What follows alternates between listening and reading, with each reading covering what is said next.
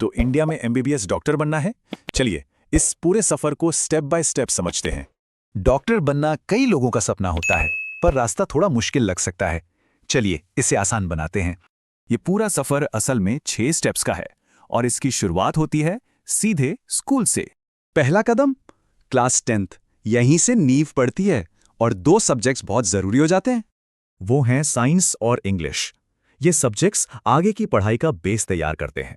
10th के बाद रास्ता और भी क्लियर हो जाता है। अब सही सब्जेक्ट्स चुनने की बारी है। मतलब साइंस स्ट्रीम में फिजिक्स, केमिस्ट्री और बायोलॉजी। और हाँ, कम से कम 50% मार्क्स तो चाहिए ही। इसके बाद आता है सबसे बड़ा पड़ाव, मतलब एडमिशन का गेटवे, एंट्रेंस एग्जाम। और वो है नीट। मेडिकल कॉलेज में एडमिशन के लिए इसे क्लियर करना कंपलसरी है।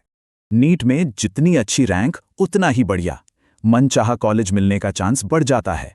एक और बात, एडमिशन के लिए उम्र 17 से 25 साल के बीच होनी चाहिए। कॉलेज में एडमिशन मिल गया, बहुत बढ़िया। अब शुरू होती है असली पढ़ाई, एमबीबीएस कोर्स। पूरे 4.5 साल की जबरदस्त पढ़ाई। यहीं पर सारी थ्योरी सीखी जाती है। लेकिन थ्योरी के बाद प्रैक्टिकल भी तो जरूरी है, तो इसके बाद होती है इंटर्नशिप। ये 1 साल की कंपलसरी इंटर्नशिप होती है। यहाँ किताबी ज्ञान असल दुनिया में काम आता है। और इंटर्नशिप पूरी होते ही मिलती है ऑफिशियल एमबीबीएस डिग्री। डिग्री मिली और बस अब एक डॉक्टर अपनी प्रैक्टिस ऑफिशियली शुरू कर सकता है। लेकिन एक बहुत बड़ा सवाल है, खर्चा।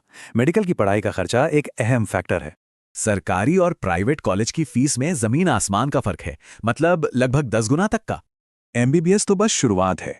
ज्यादातर डॉक्टर इसके बाद स्पेशलाइजेशन करते हैं। इसके लिए एमडी यानी मास्टर ऑफ मेडिसिन या एमएस यानी मास्टर ऑफ सर्जरी जैसे ऑप्शंस होते हैं। कहते हैं डॉक्टर भगवान का दूसरा रूप होते हैं। ये सिर्फ एक पेशा नहीं बल्कि एक सेवा है। ये सफर मेहनत और समर्पण मांगता है। तो सवाल ये है, क्या कोई इस सेवा के लिए तैयार है?